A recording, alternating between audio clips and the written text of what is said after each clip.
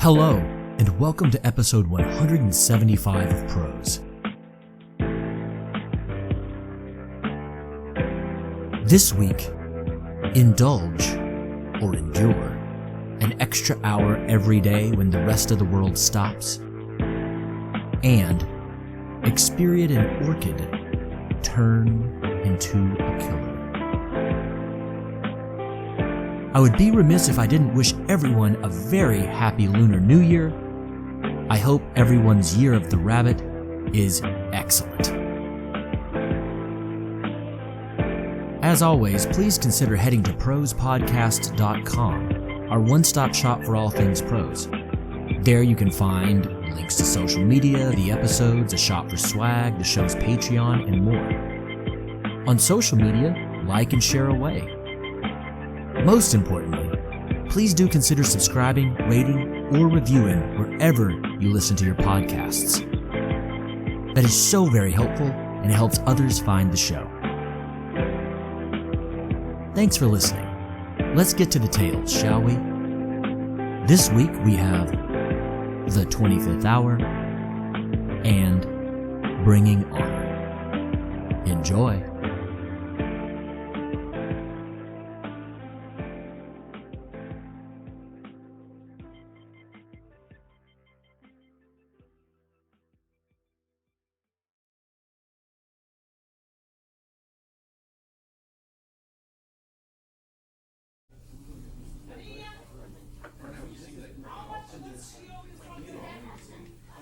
The 25th Hour, an original short story by Jared I. McGee.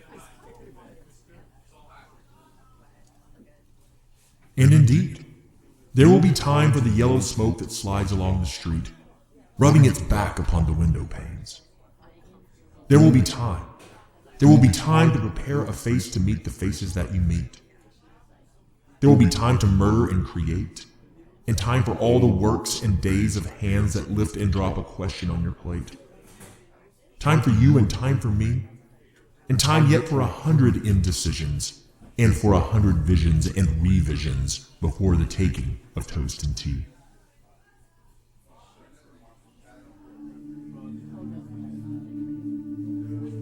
Sean Grazier sat at his usual table at Ethel's. The diner smelled of its usual coffee smell. Not the deep, earthy aroma of those dime a dozen frou-frou coffee houses.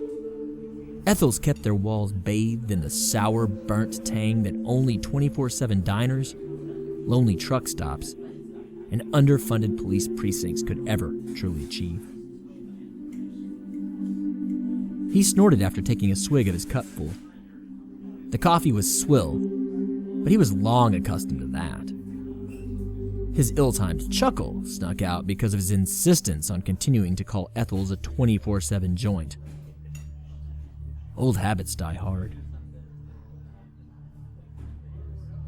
Amused by his own thoughts and wiping the coffee spittle from his chin, Grazier looked up to see Diana already coming through the door and walking toward him.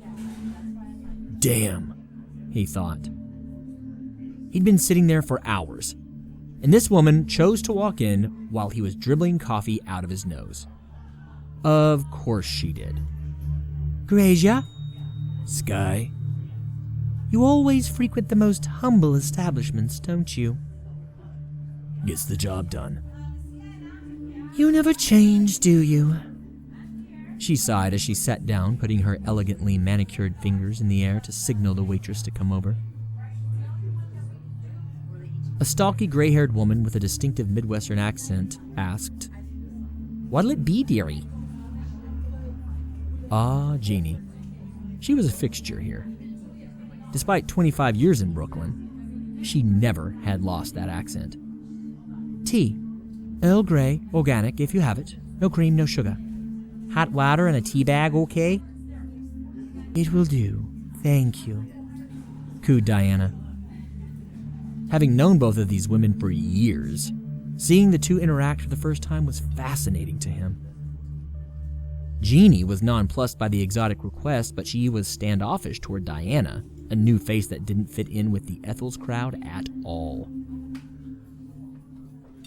At 5 foot 10 inches, but 6 foot 1 inch in her sharp black heels that matched her black pencil skirt and tight, almost iridescent black button-up shirt, Diana had strode into Ethel's with an air of royalty and what most of the diner probably thought of as aloofness. For her part, Diana was displeased with the poor man's tea option she was going to have to choke down on his account. But she didn't show it to Jeannie. Diana may be high class and worldly, and a touch dangerous to boot, but she was not rude. He knew her well enough to see past the purring pussycat response, though. Jeannie was quick with the tea and gave Grazier an "I've got your back" look as she refilled his coffee.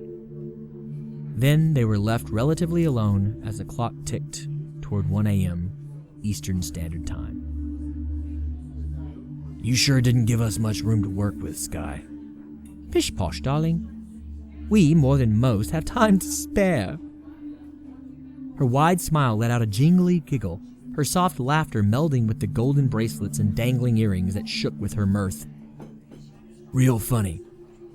So, since you showed, you've got the bead on the new Li Xiao?" "Breathe easy, Grazier. There's only one of them in town, and she isn't one of their best. You'd almost think that they weren't taking us seriously." Again with the quirked lips turning up and accompanying jingling. "Look, you might find this all very amusing, but I don't have the time, support, or background to be able to take a huntress so damn lightly, darling. So please excuse me if I'm deadly serious about this whole situation.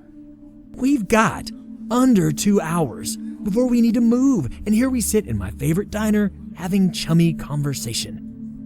What is the plan?" He said, clipping his speech at the end to emphatically insist that she lay out their next steps in avoiding him dying tonight. He hoped that was emphatic insistence. Knowing Sky, she would probably either take it as light-hearted joviality or veiled flirting. Either would be met with her inscrutable toothy smiles and keep calm and carry on attitude. "Look, Grazier, Sean, when we hit the 25th hour tonight, we'll stroll out of this charming establishment quietly, unassumingly, and we will make our way to our safe house for tonight. We'll look back on our little date here as just another halcyon evening we were blessed to share. Let's just take the moment to enjoy my tea, and we'll dive in once I sipped for a moment. All right, love?" Halcyon evening. He'd had to look up that damned word the last time she'd made a nearly identical comment. Oddly enough, the online dictionary had told him it also referred to some bird from mythology that would sing and calm the wind and waves with its avian charms, allowing it to nest on the ocean surface during winter solstices, a time when the seas would usually be even more volatile than normal. Grazier thought that maybe Sky here was one of those Hallisons herself, always smoothing out situations with her velveteen reassurances. He looked back up at Ethel's clock. Between catching up, polite conversation, and now this back and forth, he and Sky were down to 1 hour.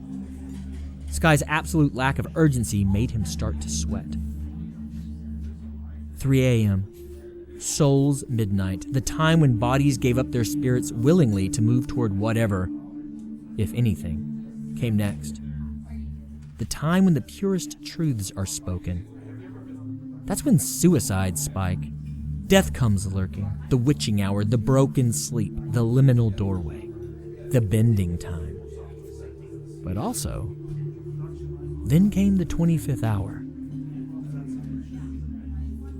The new Li Xiao were taught that 3 a.m. is when the body's meridians all align, just right to rejuvenate the flesh and repair any fraying to the soul.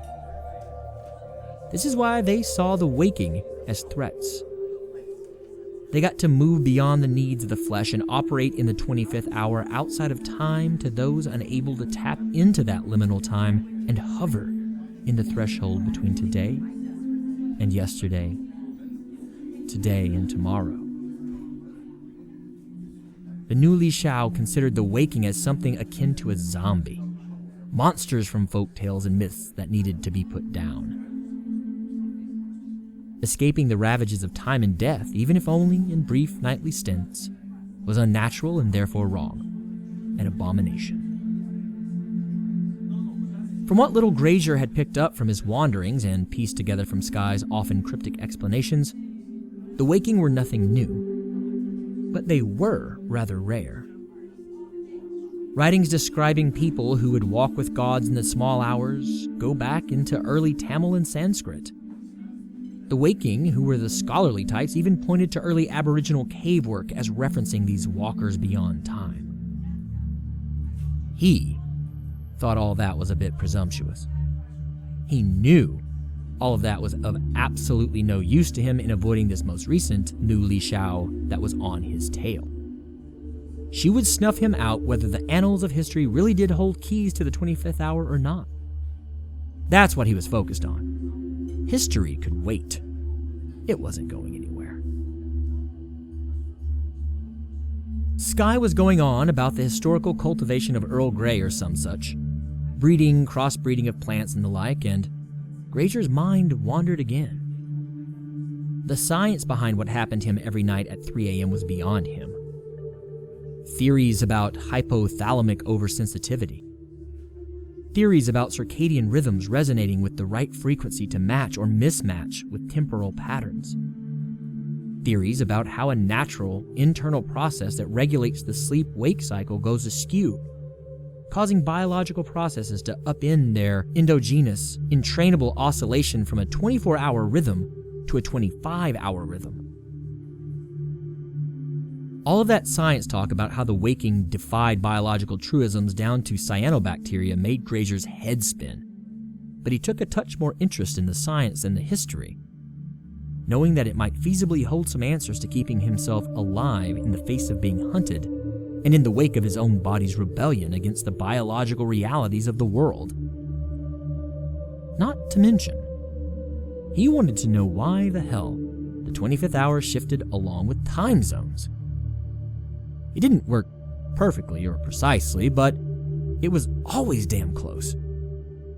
Supposedly, it was something to do with the poles and magnetization, but just like jet lag, it fascinated him how all that played out. At the end of the day, no one knew anything for certain anyway. History or science, fantasy or reality, the waking just knew they got an extra hour outside of what everyone else around them experienced. Granger snickered. Damned if the world wasn't lucky there weren't more of them. The havoc a few hundred people with an extra hour outside of the masses' temporal reality would make for some very real temptations to enrich and empower oneself. Just a handful of them, though. What's so funny? Why are you tittering to yourself over there? I'm assuming it wasn't about my divine laying out of the thrills of bergamot, oolong kimun, and the Reform Bill of 1832. Oh yeah, sorry, Sky. I was just drifting, thinking back on what little historical and scientific touchpoints we have for us. I know how thrilled you are about all of that, sweet, she said with sugary sarcasm.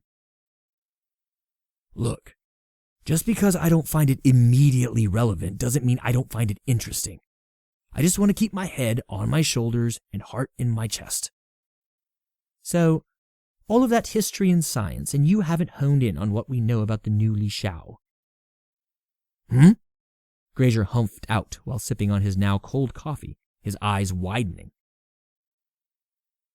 Oh, Granger, surely you must know that if those waking that came before us kept records and tried to trace down historical and biological truisms, putting them down for posterity and our benefit, that they would be eagerly researching any and all avenues leading to the Nu Li Shao as well.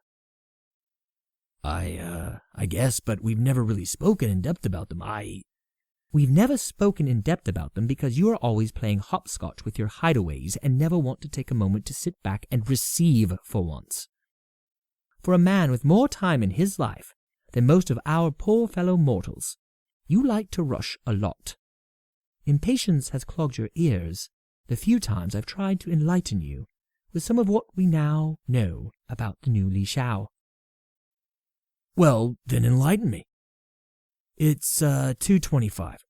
We've got 35 minutes to bide our time before we can make the move. So long as that huntress bitch doesn't come barreling in before then, we're golden. Might as well learn something while we wait. Right? How civilized, Gracia. Maybe you are learning to be a bit more of a cultured gentleman after all. Granger rolled his eyes and made a circling, get on with it motion with his hands.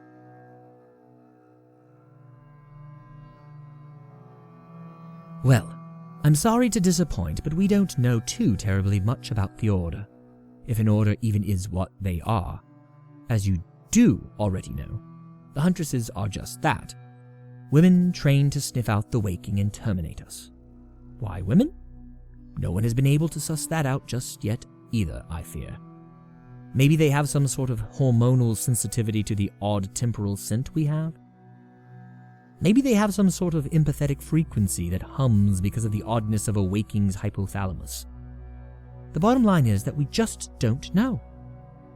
We do know, however, that they are referenced across cultures and times just as we are, from the earliest Tamil writings where they are the Vatakaran, to the more modern Albanian Yatare. The new Li Xiao have been around for every step of the way alongside the waking. I mention the Albanian connection because, as I'm certain you've noticed, we have seen a much larger number of huntresses coming out of the Balkans. The natural question is why, and the answer we both get sick of hearing is the answer we have here. We just don't know.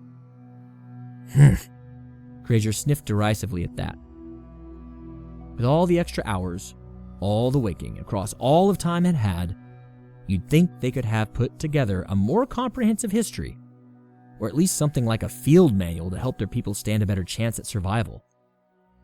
So, with all the Balkan new Li Xiao, why is the group's name Chinese? Yet another murky area I fear, dear Gracia. Basically, we think they first organized under Chinese Shang emperors before moving westward. The Order seems to have adopted the name and never leaned away from it, despite its expansion shifting from China as the locus of its power. 2:49 a.m. Granger shook his head a bit. Well, that is all interesting, Sky. I'm not saying it isn't, but you tried to give me history lessons in science labs 100 times before. I hate to ask, but this isn't why we are meeting here. Neither is one new Li Xiao with the craving for me. You could have warned me 100 ways, but... He shrugged his shoulders up, waiting. Hitomi. Marosajo Tore. No. When? Last week, Toronto. How? What do you want me to say, Gracia? They were hunted down like animals and dispatched. How? MSSR from 300 meters. A Filipino rifle? That doesn't make any sense. And in Canada? What the hell, Sky? Listen, I know that Hitomi and Ture were your friends. They were my siblings in all this absurdity. Why weren't they warned? There was a huntress in Toronto. We didn't know, Gracia. We didn't know. Granger and Sky let that declaration linger in the air, impregnating the silence with anger and fear and mourning. Together they looked up at the diner's clock. 2:58 a.m. 120 seconds was more than enough to squeeze off 2 rounds and bury them both. But sitting there in Ethel's, that was unlikely. 2:59 a.m. Down to 60 seconds. Here it came. 3 a.m. Soul's midnight. The time when bodies gave up their spirits willingly to move toward whatever, if anything, came next. The time when the purest truths are spoken. The time when suicides spike and death comes lurking. The witching hour, the broken sleep, the liminal doorway, the bending time, the 25th hour. Gracia? Yeah, Sky, he replied with a voice still rough with emotion. We will make it right. You know we will make it right. Down to 30 seconds. Let's make sure we do, eh? I think it's time we go disturb the universe. Poetry? From you, Gracia? I read from time to time. 3 a.m. The world around them slowed and blurred. Grazier and Sky stood, stretched their arms and legs from having sat so long in a rock-hard diner booth, and began to make their way to the door. Grazier paused before exiting Ethel's, going back to their table, adding an extra 20 to the money they'd already left to pay for the coffee and tip Jeannie, and drawing a smiley face with a hastily scrawled, "Had to run. Sorry. See you in no time," for the older waitress.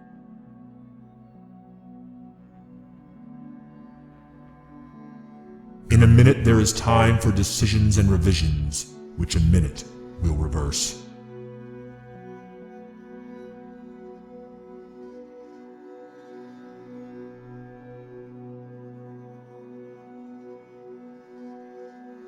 Thank you for listening to The 25th Hour, an original short story by me, Jared I. McGee, and original premise by Justin L. McGee.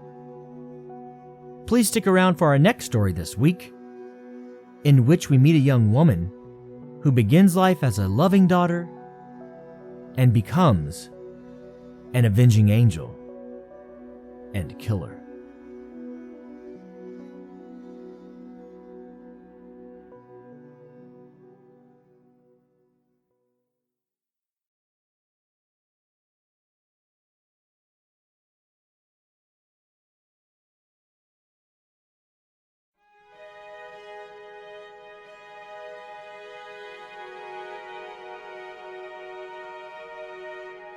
Bringing Honor, an original short story by Jared I. McGee.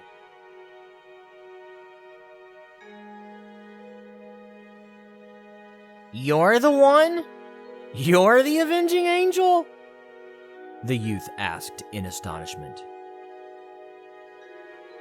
Shi Jin Chao simply nodded from her desk, gave a shooing motion to the young man, and got back to her papers.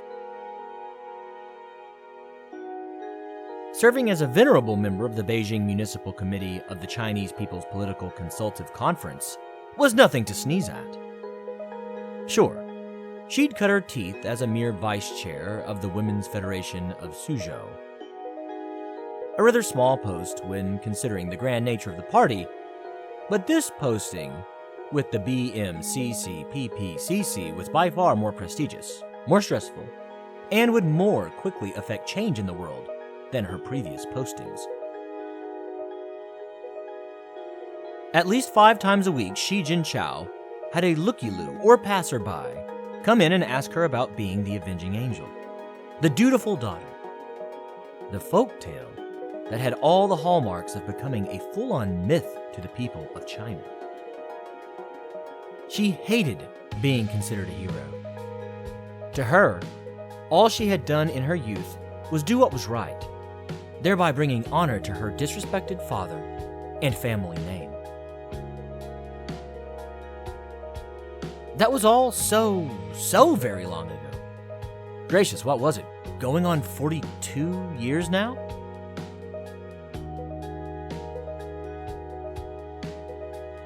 Back then, in the 1920s and 1930s, China looked rather different. There was no party, at least not the party that was directing China now.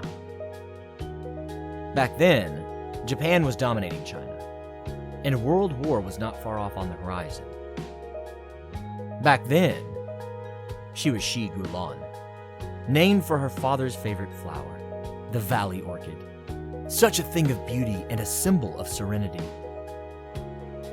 Such a divergence from what life would bring her family and her. Shi Gulan was so small.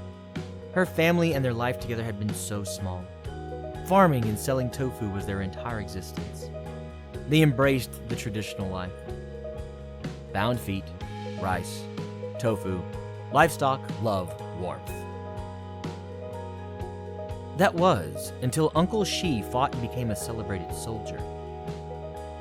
that laudatory nature of his rise would be the family's ruin.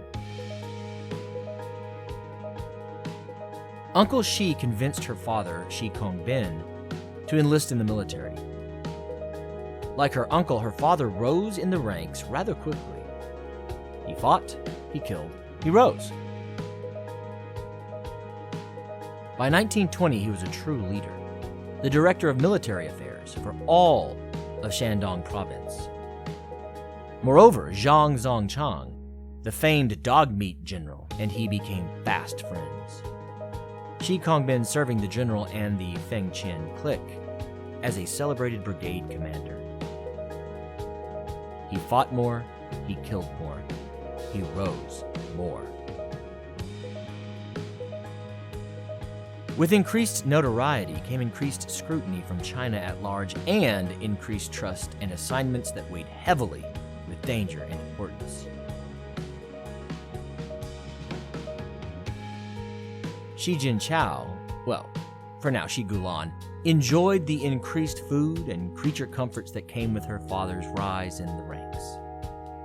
She couldn't help but notice both her parents walking with straighter spines and chins cocked higher up, as if they could now meet the world with better surety.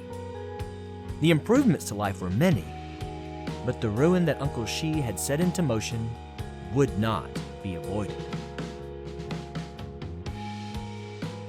That fateful October in 1925 is when the Zhili changed her life. Changed all their lives. Her father was storming a Zhili stronghold in Guzhen. Despite his best efforts, he and his troops were completely surrounded and taken alive. The first of many dishonors to those brave men. The warlord in charge of the enemy forces, none other than Sun Chuanfang, was there in person. His tactical genius was celebrated across China by his comrades and feared across China by his enemies. Shi Gulan's father stood no chance. The captives were beaten publicly. They were mocked and derided and tortured, again publicly. But those humiliations would end after just the remainder of that day. The next morning, Sun Chuanfang decided to send a message to all of the dog meat general's troops and the Fengqian clique at large. He decapitated Shi Kongbin, placing her father's head up high on a pole at the busy train station where the masses would see it and learn their lesson. To further sully her father's memory, Sun Chuanfang only held out for 2 more years. The Kuomintang caught him in the northern reaches and ended his campaign for power and hegemony. His defeat did not bring his death and justice, though. Sun was allowed to go free and even prosper. Another man bathed in blood, his fellow warlord general Jin Yunpeng, took their spoils of war and the power and fear afforded to them and founded the Tianjin Qingshu Lay Buddhist Society. Many thought that the move was for the 2 men to begin to atone for their sins. Shi Gulan knew it was nothing more than theater, a performative act to keep justice at bay, to keep justice from moving forward. At the time, she didn't know they'd formed the society. Had she known that, her life's journey would have been maybe different. 8 years from Sun's defeat, 10 years from her father's murder. That's how long it took Shi Gulan to track down that dog. The official record had it to the minute. Therefore, on that brisk November morning of 1935, the court holding said that it was 3 o'clock p.m. sharp, there on Nanma Road. She could still hear the sutras being chanted by the pious as she approached the Buddhist society. She came upon Sun Chuanfang as he knelt, leading those sutras. Maybe, for another, this would have stayed their hands. But for Shi Gulan, now about to become Shi Jinchao, it wasn't a problem.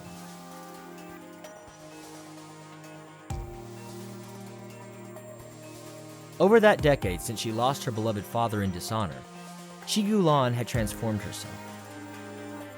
The fixation on finding the butcher Sun had led her to transform from the valley orchid, from love and beauty and tranquility, to the raised sword, Shi Jinchao, an avenging assassin that would serve as the judge and executioner for that man that had shattered her entire existence. Shi Jinchao then, not Shi Gulan, approached that kneeling man. The raised sword chose to take no chances.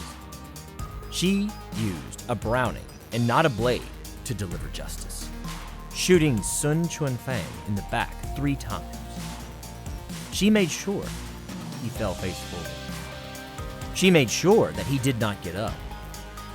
She made sure no one came to his aid. She accomplished the last of these rather thoroughly.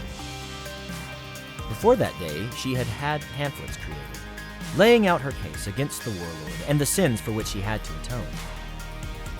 They also included poetry, a full explanation of her rationale, and what would become her ultimate saving grace: a sincere apology to the Buddha and the pious for splashing the blood of that swine on their temple walls.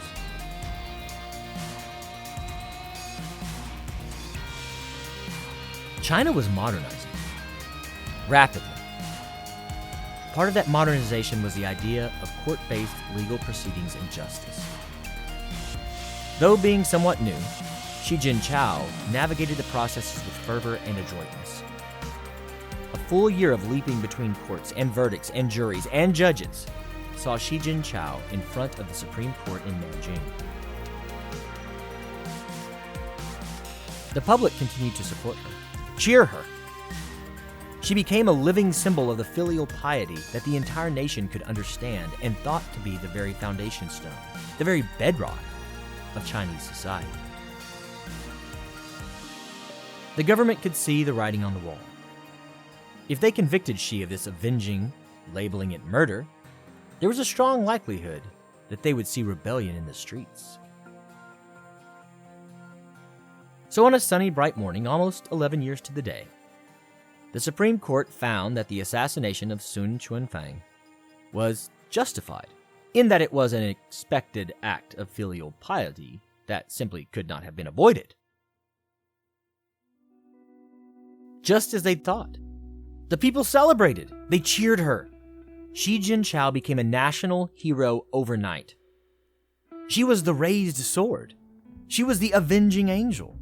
She was the dutiful daughter, bound by family honor. She was the living, breathing spirit of vengeance against the Japanese invaders that China would always push against.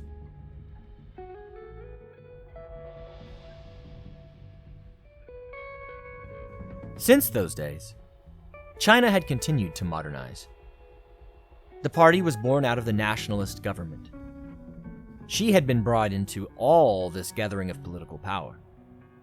The new governments of China wanted to use the raised sword as propaganda on their behalf. More often than not, that propaganda was quite effective with the everyday people.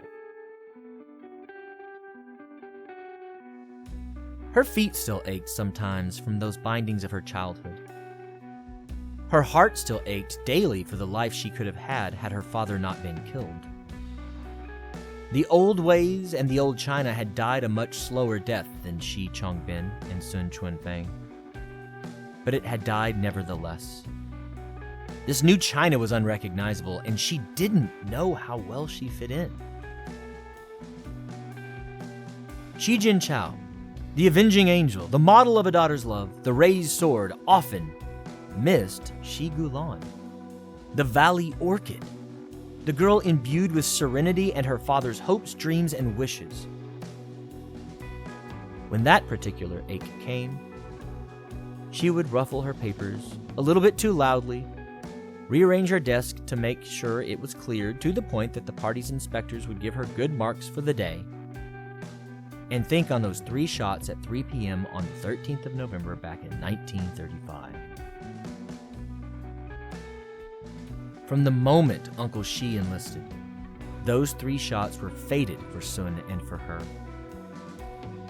This creature she had become, this bureaucratic desk captain, was then fated too. Still, she could smell the wet of the rice fields and the slabs of tofu as her father loaded them for market. She could hear the clucking of the chickens and lowing of the cows out in the side yard.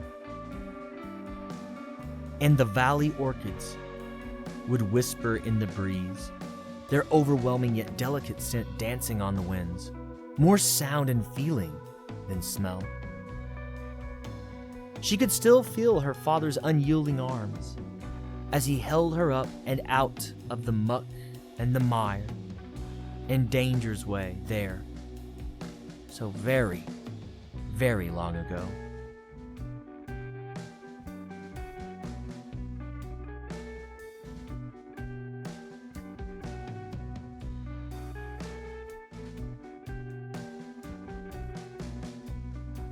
Thank you for listening to Bringing Honor, an original short story by me, Jared I. McGee. Firstly, my sincere apologies again for the botching of any names today. As you can tell, I don't know much Chinese, be it Mandarin or Cantonese, so apologies to Chinese listeners. All music you have heard this week comes from YouTube's free audio library, and all the tracks are being used under CC 01.0 Universal Public Domain Dedication licenses. That does it this week for Prose. I hope you enjoyed the show. We will be back again with a full episode in 2 weeks' time. Until 2 weeks' time, I'll sign off my usual way. Love those around you, tell them that you do, and embrace this life as it is, stranger than fiction. Thank you so much for listening.